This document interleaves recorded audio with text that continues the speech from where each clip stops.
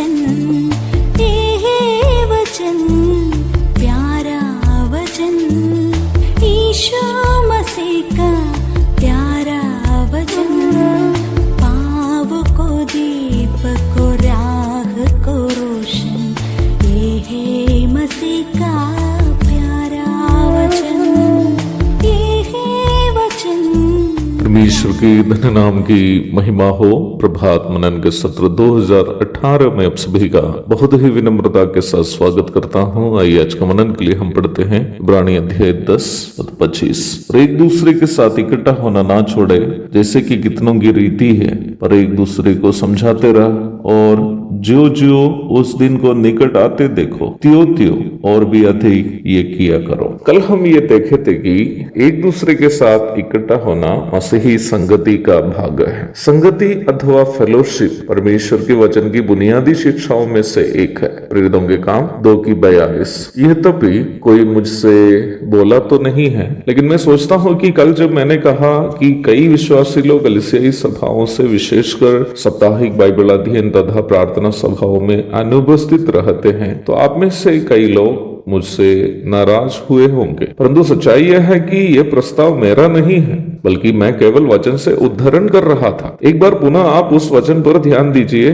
जो हम प्रारंभ में पढ़े हैं, और एक दूसरे के साथ इकट्ठा होना ना छोड़े जैसे कि कितनों की रीति है, जैसे कि कितनों की रीति है। अंग्रेजी में आपको ये 24 से ही पढ़कर आना होगा।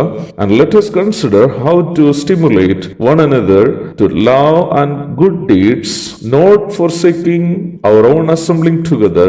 आगे ध्यान दीजिएगा, as is the habit of some, as is the habit of some। कुछ लोगों का ये स्वभाव है। पहली शताब्दी में भी ऐसे कई लोग थे जो कलीसियाई सभाओं का नजरअंदाज करते थे, कलीसियाई सभाओं को वैकल्पिक अथवा ऑप्शनल समझते थे। हाँ, अन्य कोई काम यदि नहीं हो या ऑफिस नहीं जाना हो, घर में कोई मेहमान नहीं हो, तब कलीसिया चले जाते हैं। लेखक इस गलत तरीका की आलोचना अथवा क्रिटिसिज्म करते हुए उन्हें समझा रहा है कि विश्वासियों की आत्मिक संगति एक विकल्प नहीं है, बल्कि अवश्य निर्वाह करने की एक जिम्मेदारी है। संगति शब्द के लिए यूनानी बाइबल में उपयोग किया गया शब्द कोइनोनिया है, जिसका अर्थ तुल्य हिस्से में बांटना अथवा इक्वली शेयरिंग है। विश्वासियों को एक दूसरे के साथ इकट्ठा होना न केवल वचन से समझने और समझाने के लिए है, बल्कि एक दूसरे के सुख और दुख को